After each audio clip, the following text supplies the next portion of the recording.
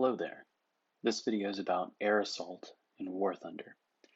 Air Assault is a PvE mode in War Thunder that lets you slowly research vehicles in ground, air, and most recently helicopters. Recently I saw somebody talking about having difficulty in the mode, so I figured I would use their setup and see what tips I can share. Usually I play this mode in F4 with gun pods, and here I'm switching to a bone stock F8F Bearcat, so pardon my mistakes. I regularly play this mode as it can give you up to 300% boosters once a day if you win. The person here seemed to be doing alright, but wanted to know how to up their game. I'm not exceptional, but hoping that some of you find this useful.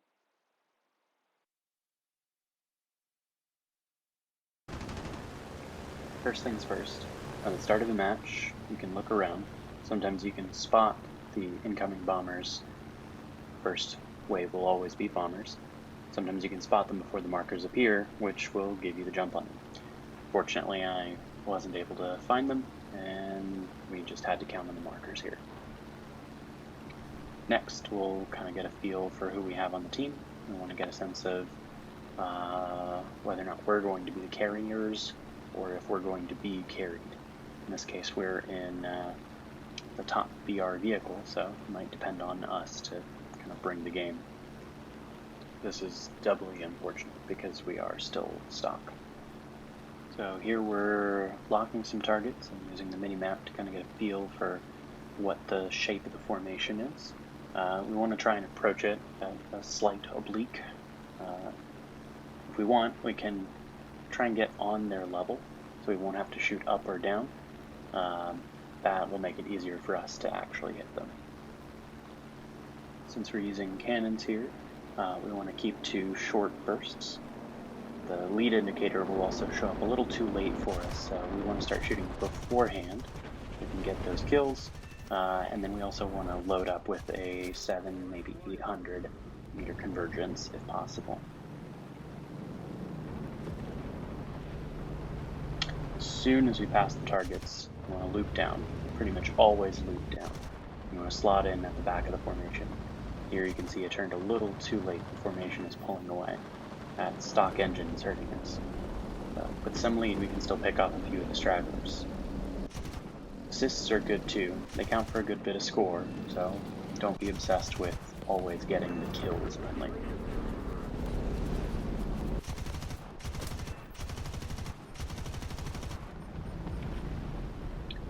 Situational awareness is really important in this mode. It is in all of them. But here we try and look around, and the mini-map ends up being the most useful. So as soon as we check there, we can see that they're off to the northeast. So we turn around and try and get on an intercept course with them.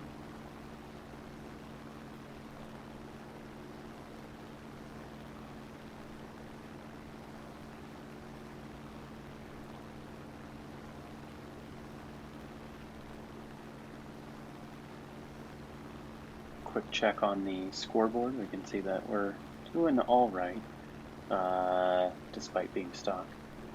Like I said, those assists can count for a lot, so even though we have more kills than the first and second place, we're still behind them in mission score. Part of this is because of BR. If you look around, you'll notice that all of these guys are 6.0 BR and lower, which makes their score count for more. Alright, as we start slotting in here, let's look for a group of them. That way, if we miss, we're still going to get some hits. 2 kills could be better if I'd committed to the ones that I want. Since the wave is over, it's okay to loop up, but in pretty much any other instance, especially if your opponents have tail guns, make sure that you're turning down so you keep up that speed.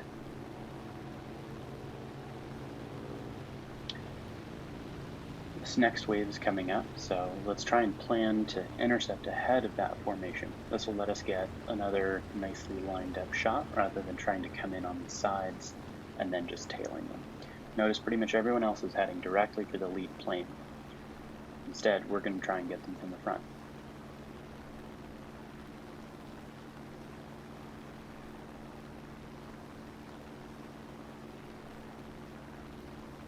Alright, let's start our turn. We're going to try and get our elevation right. Remember that if we can get on their level, then our misses will still be hits.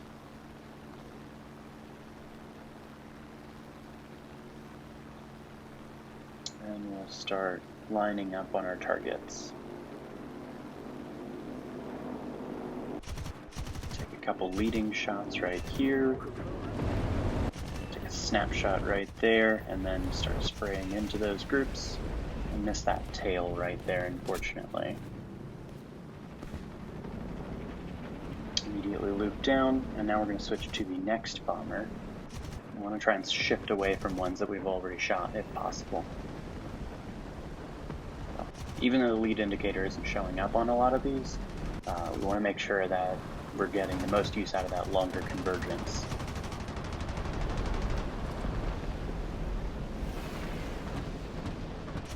As tempting as it is to go for ground targets, they really aren't a big threat on this particular map.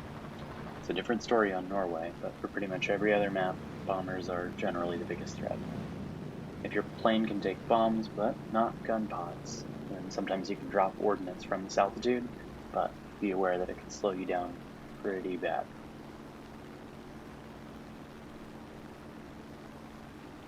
Again, here we'll set our intercept course, so we check the minimap to make sure that we're on track to actually intersect between them and the base, and then we'll just hang out. Look around, get a feel for what's going on. As with most of the modes, it really pays to be familiar with your free look keys, so get used to looking around, get an idea of what's going on around you. Here it looks like the howitzers are getting handled pretty solidly, which means we can focus on the bombers and not worry about them.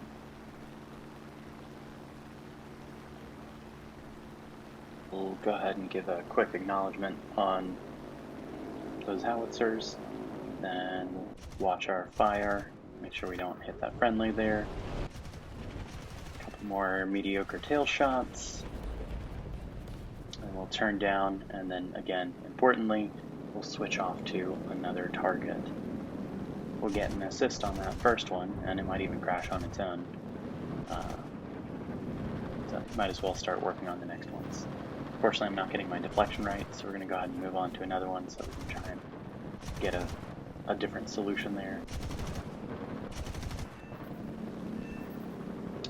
But unfortunately, it looks like we aren't closing the distance on the rest of these guys, so we're probably not going to be super helpful unless we kind of jay out and hit them from the front. But thankfully, it looks like the rest of the team is going to come in and clean up those last guys so they won't get a chance to drop. Alright, so we're going to go ahead and turn to intercept that next wave. Here we're going to check the leaderboard and just kind of get a feel for where we're at. It will help tell us who is actually carrying that weight and who we can depend on to get their kills. That can be really helpful when you see one person, running off to take care of some bombers. It helps to know if they're going to be at the top or the bottom of that list. We'll go ahead and turn on some smoke just to join that party. Alright, looks like we dove a little too far, so we're going to go ahead and climb up a little bit so we make sure that we're as much on their level as we can be.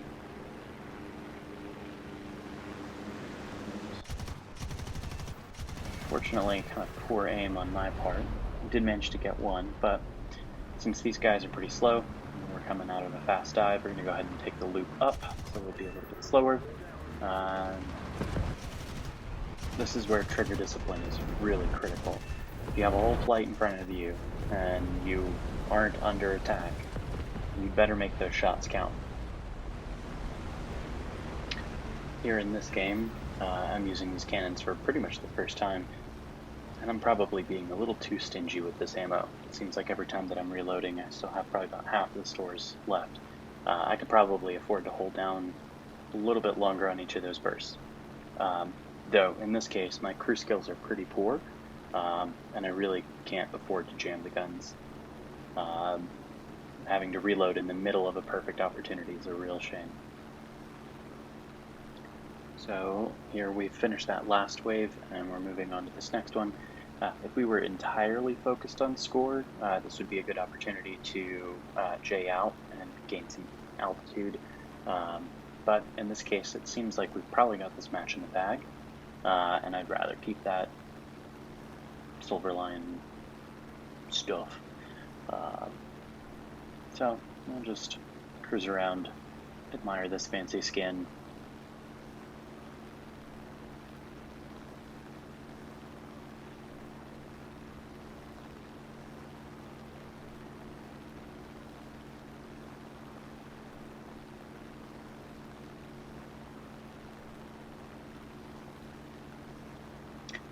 Here we're taking a look just to kind of see what battle rating everyone's at. It does seem, again, that everyone is 6.0 and lower.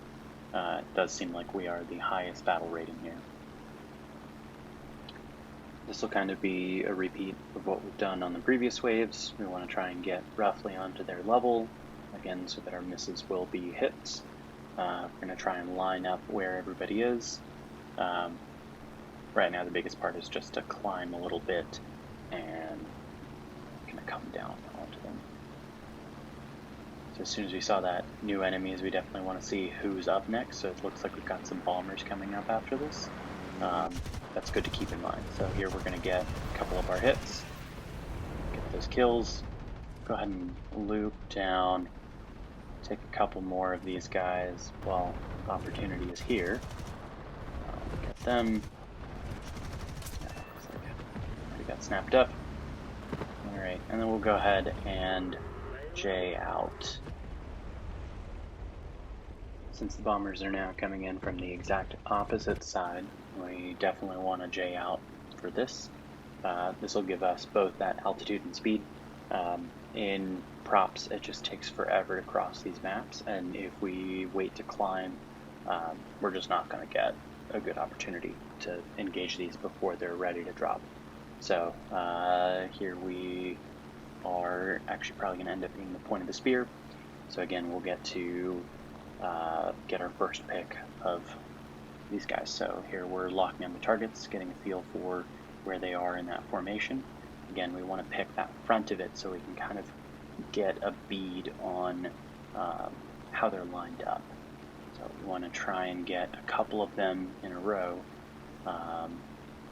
So that we're aiming at one or two of them, and then our misses can still end up being, in the right area at least.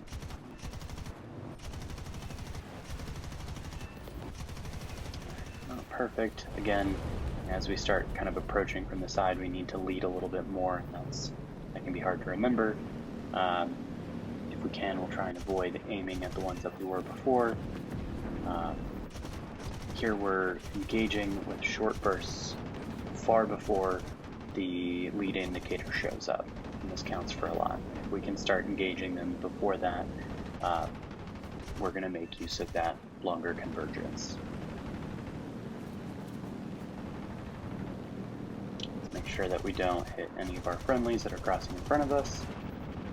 And again, if a couple of them drop, this is okay, but we just want to make sure that we're getting the most of them at this battle rating.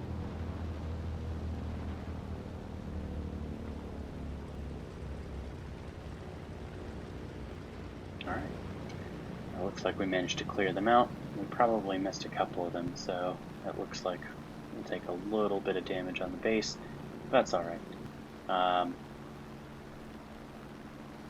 now we're going to head for that next round. You can see that extra number of kills isn't really helping us, again, because we are that higher battle rating. It makes it easier for us to perform particularly well against all of these incoming enemies, but it does mean that we'll have to work harder in order to get the higher score. So here we're dropping down to make sure that we're roughly on their level. It might be dropping down a little bit too far, but we'll see. Pull up a little bit. So here we can see we're also at the tip of the group. We've got a bunch of people behind us. That new enemies showed up, so we probably want to be mindful of who's behind us. So here we're going to go ahead and try and get a couple of these kills. We'll shoot into the two different groups. Now we'll turn down because we want to keep that speed up. See if we can get more of these guys before they're all wiped out. And we'll go ahead and leave that one for that guy. We still had some ammo, but I want to make sure that we're not hogging all of the kills. So now there's not too much else to do. The entire group is going to be vectoring in on this next round of attackers, and they're not going to be putting a ton of pressure on us because they're climbing to get to the base. So we can just kind of alt-tab if we want to chill out for a little bit. Usually there won't be another wave that shows up right after one of these shows up. They usually tend to happen kind of in rounds.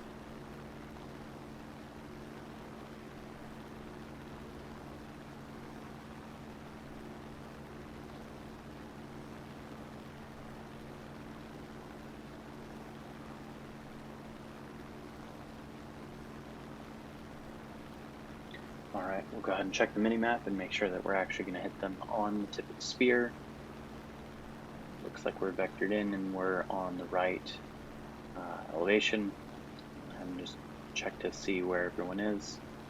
Now we're going to turn in. Want to try and get that line on the cluster of them. Alright, it looks like we've got bombers and howitzers coming in. So we're going to go ahead and try and clear out as much of these as we can kind of while we're here. But then we're probably going to J out and get ready for the next round. So, go.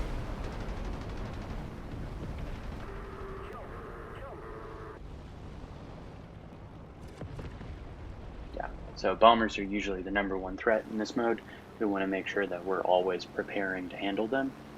Even if there's an opportunity for us to get a couple more kills on those attackers, it really does help. Unfortunately, there's howitzers below us, but we don't have any ordnance to be dropping on them from this altitude. So we're just kind of going to cruise on and, again, engage those bombers because they are the primary threat at this point.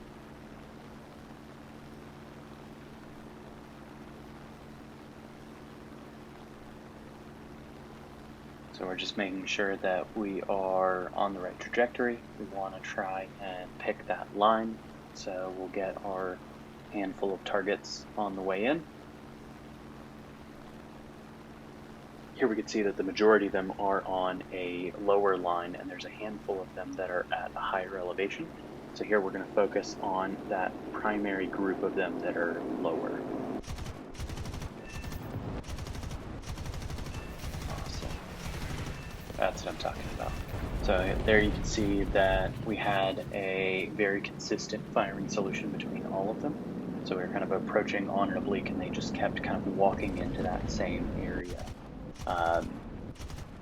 That just made it a whole lot easier to get those hits.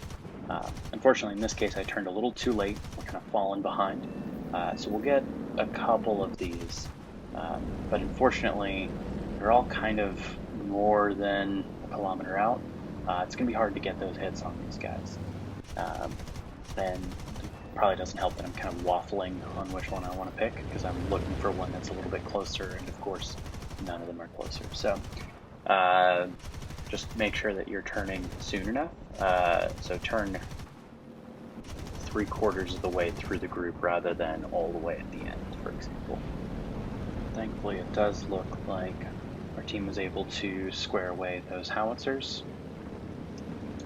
Unfortunately, it does look like they're going to drop a couple of them, but again, this is 6.3 and below, so we can actually stand to have a couple of bombs hit. Once you get up to 6.7 and higher, you really can't afford to miss a single one. Let's go ahead and vector in on that new wave. Quick stop to see who's around and kind of what the leaderboard looks like. So here you can see we've got some folks to our left and our right. This team is really solid. They're getting their kills. It really counts for a lot. All right, so we'll go ahead and make sure that our elevation is right. We want to make sure that we can line up a few of them. Let's see how many we can get in this pass. Our enemy's coming up soon, so there's one. There's a pair of them over there. That'll be a good one. Nice. Okay, that was 4 of them. Then we'll do our loop down. Again, we want to keep our speed up on this particular pass. There we go. We'll clean up some of the stragglers that are there. Sweet. Since we're low and slow at this point, we know that the next round is coming up. We'll go ahead and J out just to give us a little bit more altitude and a little bit more speed. Probably wouldn't have bothered if we had spaded this, but since this is a stock vehicle, this will help us kind of stay competitive at this point. Though, looking at that, we probably could have just stayed with the pack and it would have been fine.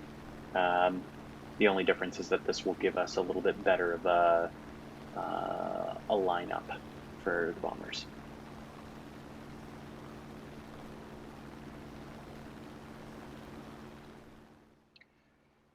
So here we're kind of starting on a bit of a side path, and now we're going to kind of slot in. Again, we want to get angled so that we can slice across one of those leading edges and get a couple of them lined up. Rather than taking that left, we're going to go through the middle. We're going to leave that left side for the folks who are coming in off of our left. So take an opportunistic shot. Fortunately, my aim seems pretty mediocre here for this round, and I missed some of those early ones. Managed to finish those, those ones on the tail, but so again, here we're going to kind of take some opportunistic shots. You really want to get kind of familiar with where you expect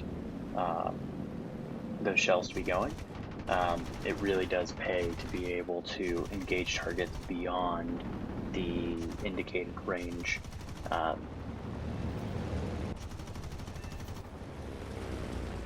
we go. We'll go ahead and speed this up because the rest of this is pretty boring. We're just, of course, turning to engage that next group of threats. In order to gain some speed, we're going to go ahead and dive down. Dropping a little bit faster earlier will definitely help us gain that speed. Unfortunately, I've made a huge mistake here, and I haven't reloaded. I haven't even realized it at this point. So here we are. I'm getting ready to kind of move into my engagement. I climb a little bit so I can get on that line, check around to see who's next to me, and I am confidently incorrect about how many I'm going to actually get here. So I go ahead and I line up on those two. Perfect. And then I am ready to start shooting in the next ones, and I am out. I started with only 32 rounds in the guns. That's not really going to go very far in these guys. So rather than kind of trailing the rest of that formation, they're going to get chewed up by the rest of the team. So I'm going to go ahead and try and get a jump on the next group. Even if you haven't run out of ammunition, moving on to the next group prematurely can actually be a really great way to set yourself up for success. The whole team is going to perform a lot better if each group is getting kind of independently engaged. It's just not always worth splitting up for it.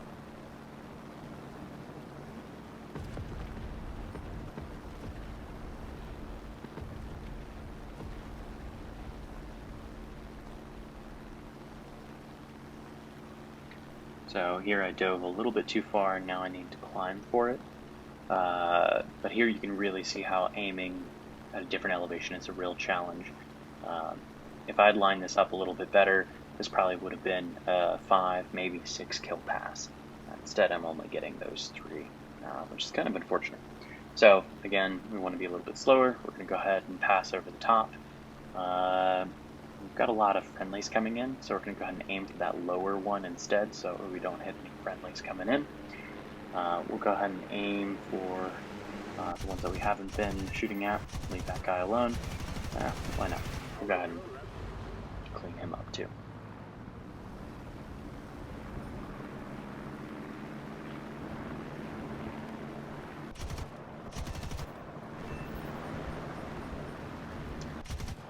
one enemy behind us, but we might as well turn for that final wave. We're pretty much done with this one. So once the final wave shows up, pretty much the match is decided. The mission is completed once the last one drops their bombs, so as long as the base doesn't get destroyed while one of them is still holding a bomb, then we're pretty much good.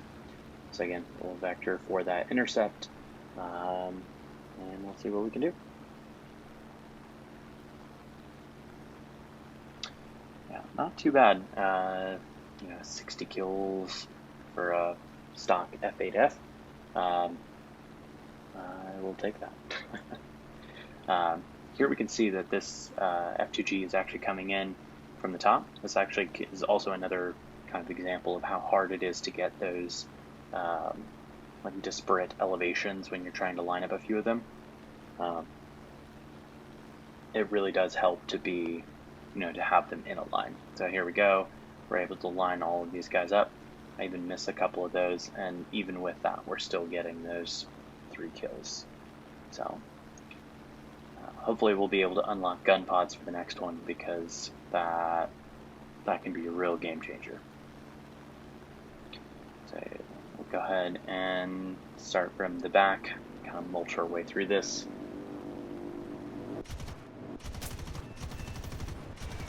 Maybe I'll hit them eventually. Alright, that's pretty much game. So we'll let them kind of clean up those last of the front. And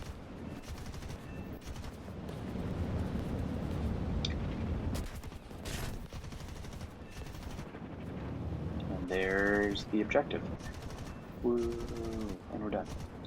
Fortunately, we couldn't hold our lead until the very end, but I think that's quite alright. Still happy with how this worked out. So here you can see we ended up with about 50k in silver line gains. We gained about 6,000 research points, and we were able to get the gun pods, which is stellar. It's going to make the next round a whole lot better. So again, if you play a lot of PvP, the value of those 300% boosters is amazing. You can use them for a lot. They are my reason for playing this mode at all. So I'm going to kind of waffle on which of these modifications you want to go with.